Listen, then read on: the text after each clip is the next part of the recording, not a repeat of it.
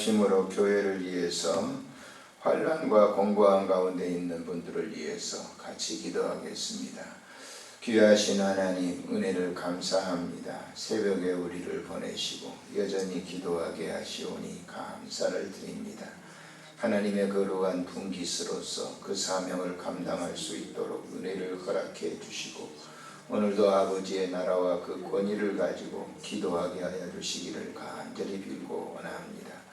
교회를 위해서 기도합니다. 지금까지 선하게 인도하신 하나님 아버지, 우리에게 이곳에 영적인 가나안 땅을 주시고 이제 아버지 하나님이여 정복해 하셨사온데, 하나님 우리가 약한 부분이 너무 많습니다. 강하고 담대한 믿음을 주셔서 승리하는 귀한 아름다운 교회가 되도록 축복해 주시기를 빌고 원합니다. 성도들 중에 질병으로 말미암아 어려움 당하는 종들이 있습니다. 질고로 말미암아 어려움 당하는 종들이 있습니다. 하나님 아버지, 환난과 공고한 가운데 어려움 당하는 종들이 있습니다. 주님께서 친히 찾아가 주시고 하나님 저들을 만져주셔서 깨끗하게 치유함 받고 고침받고 영광 돌리도록 은총 베풀어 주시기를 간절히 간구합니다. 우리 하나님 아버지, 병약할 때 우리가 합심하여 기도함으로 말미암아 주의 권세로 말미암아 모든 것 깨끗하게 치유해 주시고 하나님께 영광 돌리도록 은총 베풀어 주시옵소서. 우리 구주 예수님의 이름으로 기도드리옵나이다. 아멘. 하나님의 말씀 시편 147편에서 보겠습니다. 시편 147편 12절부터 마지막 절까지 같이 읽도록 합니다. 예루살렘아 여호와를 찬송할지어다. 시온아 내 하나님을 찬양할지어다. 그가 내 문빗장을 견고히 하시고 내 가운데 있는 그의 너의 자녀들에게 복을 주셨으며 내 경내를 평안하게 하시고 아름다운 밀로 너를 배불리시며 그의 명령을 땅에 보내시니 그의 말씀이 속히 달리는도다. 눈을 양털같이 내리시며 서리를 채같이 흩으시며 우박을 떡부스러기같이 뿌리시나니 누가 능히 그의 추위를 감당하리요. 그의 말씀을 보내사 그것들을 녹이시고 바람을 불게 하신즉 물이 흐르는도다. 그가 그의 말씀을 야곱에게 보이시며 그의 율례와 규례를 이스라엘에게 보이시는도다. 그는 어느 민족에게도 이와 같이 행하지 아니하셨나니 그들은 그의 법도를 알지 못하였도다. 할렐루야. 아멘.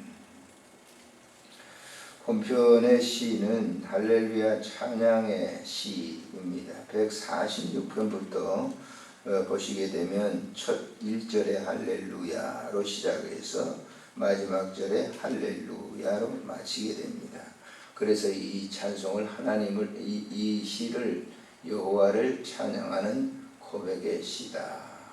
그래서 이 전부 앞뒤 첫 구절 마지막 구절에 할렐루야로 마치게 되죠. 하나님을 찬송하라. 148편에도 그렇잖아요. 할렐루야.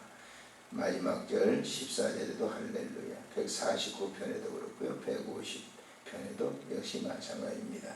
그래서 하나님을 찬양해야 되는 그 이유가 뭐냐라고 하는 거예요. 본편의 시인은 하나님을 찬양해야 되는 이유를 하나님께서 모든 자연 만물을 주셨다라고 하는 거예요. 누구에게? 자기 백성들에게 주셨다. 그래서 하나님을 당연히 마땅히 찬양을 해야 된다라고 얘기합니다.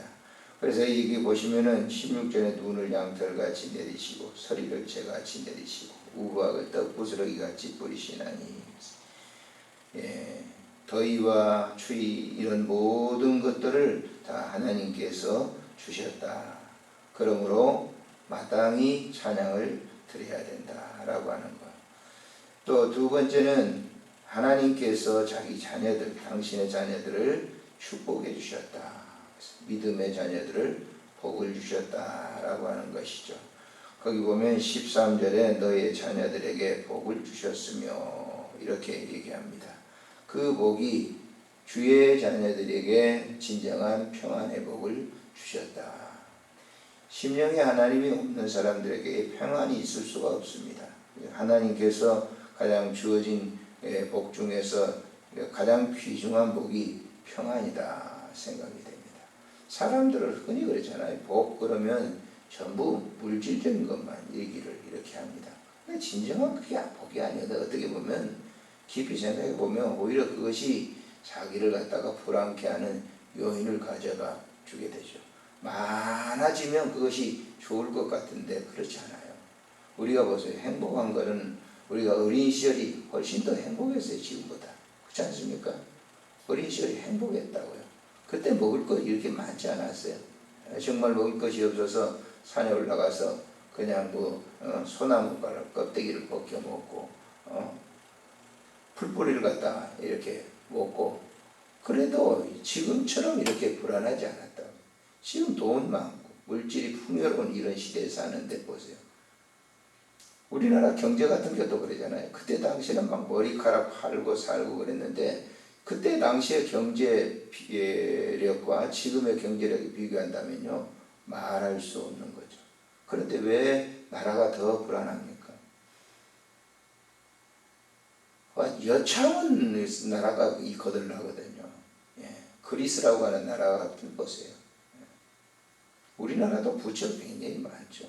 경제력이 그만큼 부여하면요. 삐끗하면 경제력 추락하게 됩니다. 중국에 지금 어제인가요? 제가 뉴스를 잠깐 들었는데 중국이 한때 엄청나게 잘 나갔죠. 지금 주식이 급추락을 해가지고 자살하는 사람들이 꽤 많대요. 증권회사에서 떨어져서 그냥 자살하는 거예요. 왜? 추락이 갑자기. 풍요가 그러니까 그 행복이 아니라 평안이 아닙니다. 근데 진정한 평안은 뭐냐? 여기 얘기했던 대로 자기 자녀들에게 하나님께서 평안함으로 배불리 먹이게 하신다라고 하는 거예요. 그러니까 이 마음속의 평안을 하나님만이 주시는 거예요. 다른 그 어떤 것이 주지 않아요. 어떤 대상자가 나에게 심령의 평안을 주는 게 아니에요. 아주 부분적으로는 주겠죠. 그러나 그게 주는 게 아니에요. 우리가 자녀들을 낳아가지고 하면 참 어린아이를 갖다 가슴에 안고 있을 때 평안하죠. 그런데 그 자녀가 성장해가지고 커보세요. 그건 다 평안한 게 아니에요. 우리 권사님도 이제 수술 잘 되셨죠? 잘 되는데 자녀 낳아가지고 결혼시키면 다 끝날 줄 아는데 안 그러지 않습니까? 평생 마음에 자녀들에게라고 하는 것은 아픔을 주는 거죠. 이런 것들이 다 그렇죠. 세상에 있는 것이 평안을 안 준다면 오직 주님만이 기도하실 때 주님만이 진정한 평안을 우리에게 주시는 거다라고 하는 거죠. 마지막으로 여기 보면은 말씀을 주셨다 그랬어요. 말씀을. 그래서 그 말씀이 15절에 그 말씀이 속히 달리는도다. 18절을 보실까요? 그의 말씀을 보내사 그것들을 녹이고 바람을 불게 하신즉 불이 흐르는도다. 19절에 그가 그의 말씀을 야곱에게 보이시며 그의 율례와 규례를 이스라엘에게 보여주시는도다. 자기 백성들에게만 이 로고스인 말씀을 주신 거예요. 성육하신 말씀을 주시는 거예요. 자기 백성들에게만. 그래서 20절에 이렇게 기록하고 있죠. 그는 어느 민족에게도 이와 같이 행하지 아니하셨나니. 그가 누굽니까? 하나님께서는 그 어느 민족에게도 그와 같이 안 하셨어요. 그들은 그의 법도를 알지 못한다. 그들이 누구겠어요? 이방 모든 사람들은 하나님께서 주신 말씀의 이 법도를 알지 못하는도다 라고 얘기하는 거예요. 그래서 말씀을 우리가 이 말씀을 하나님이 주셨기 때문에 하나님을 진정으로 아주 바로 찬양할 수가 있는 거예요. 성경이 없다고 하면 우리는 하나님을 바로 찬양할 수가 없어요. 하나님께서 말씀을 읽고 오신 이 역사적 사실이 없다고 하면 진정한 찬양, 진정한 평안이 있을 수가 없다라고 해요. 그래서 말씀이 육신을 입고 이 세상에 오신 이 사건을 통해서 우리가 바로 진정한 평안이 있게 됩니다. 그래서 말씀으로 오신 예수님께서 우리에게 뭐라고 해요? 내가 너희에게 평안을 주노니 그랬어요. 내가 너희들에게 평안을 끼치노니 그랬어요. 주님만이 나의 영원한 평안의 주님이 되시는 것이죠. 찬양이 언제 나오는가? 고통스러울 때는 나올 수 있겠죠. 그러나 찬양은 내 심령이 정말 주와 함께 있을 때 찬양이 나오는 거예요. 우리 힘든 일이 있어도 보세요. 찬양을 합니다. 주 안에 있는 나에게 따한 근심이 있어야 십자가 밑에 나가 내 짐을 풀었네 라고 하는, 이 얼마나 좋은 그런 찬송들이 많은지 모릅니다. 근데 그 찬송을 고백했던 이 작사자들을 이제 제가 이렇게 찬송가 해설을 해보는데요. 한결같이 찬송가 작사자들이 작사할 때는 그 환경이 굉장히 악조건이에요. 악조건. 그런데 찬송시를 쓰거든요. 그런 악조건 속에 기도하니까 하나님께서 그런 좋은 그런 이 찬송시를 주는 거예요. 그래서 그 찬송을 갖다가 곡을 붙여가지고 우리가 찬양 부를 때 동일한 은혜를 받는 거죠. 그 작시자들이 작곡자들이 작곡했던 그 은혜에 동일하게 우리가 받는 겁니다. 참 우리가 외롭고 고독할 때 찬송을 조용하게 이렇게 불러보세요. 얼마나 은혜가 되는지 모르는 거예요. 주의 평안이 임하는 것이죠. 우리가 사도 바울이 옥중에 있을 때 찬송을 불렀다. 지금과 같은 그런 찬송이겠어요? 오케스트라가 있는 그런 찬송이겠어요? 그렇지 않아요. 옥중에서 부르는 그 공고한 가운데 옥중에서 찬송을 부르는데 하늘로부터 큰 은혜가 그에게 임하는 거죠. 그렇게 되니까 주변 환경 그 자기를 갖다가 이렇게 전부 창고 같은 것이 풀려지고 옥문이 열려지게 되고 그런 역사가 일어나게 되는 거예요. 물론 그런 실질적인 역사지만은 영적으로 보세요. 그런 죄악의 사슬들이 다 풀어지는 거예요. 언제? 찬송을 부를 때라고 하는 거예요. 오늘 이 아침에도 우리가 찬송을 불렀습니다마는 복의 근원 강림하사 찬송하게 하소서. 한량없이 자비하신 충명할 기록도다. 천사들의 찬송가를 내게 가르치소서. 구속하신 그 사랑을 항상 찬송합니다. 아멘. 기도합니다. 좋으신 하나님, 은혜를 참으로 감사를 드립니다. 오늘 이 시간도 귀한 주의 종들을 이전에 보내시고 함께 기도하게 하심을 감사를 드립니다.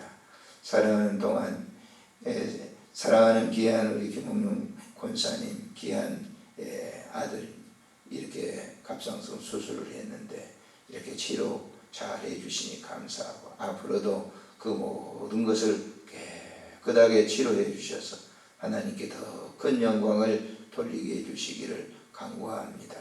오늘도 하나님 아버지께서 주시는 은혜 가운데 우리의 입술에